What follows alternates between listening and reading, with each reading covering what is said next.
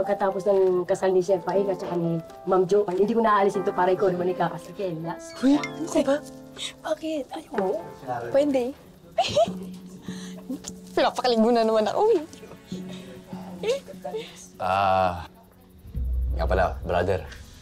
Johan, si Gina nga pala, pati si Nimpa. Sila naman yung tumulong para mapaganda yung mga dekorasyon, pati mga bulaklak rito.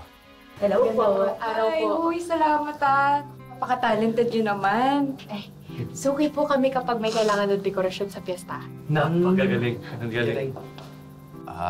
Nga pala, si Bani rin. Tumulong rin siya para mapaganda yung kasal niyo. Salamat din. Si Mayor nga pala may ng kwarto para sa inyo. Hatid ko na po kayo sa kwarto niyo. Ay, salamat.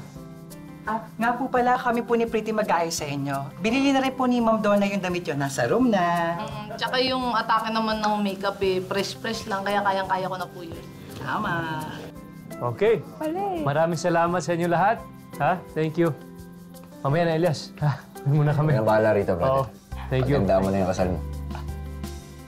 Salamat, tara. Sige na. Thank you. Ingat.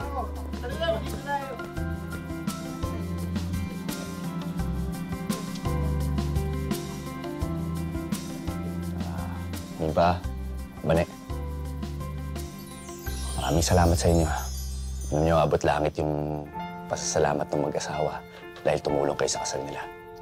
Naku, wala yun, Elias. Kayang-kaya mo naman lahat eh. Saka wala naman kaming problema dito, di ba, Bane?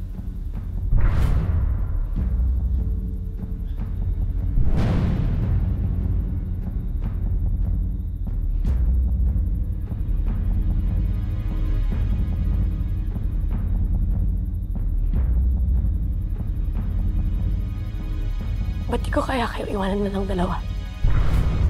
Total, di ba? Kayang-kaya naman ni Elias lahat. Di ba, Elias, kayang-kaya mo lahat? O, ito. Tuloy mo. Tapusin mo. Bane. Anong problema nun?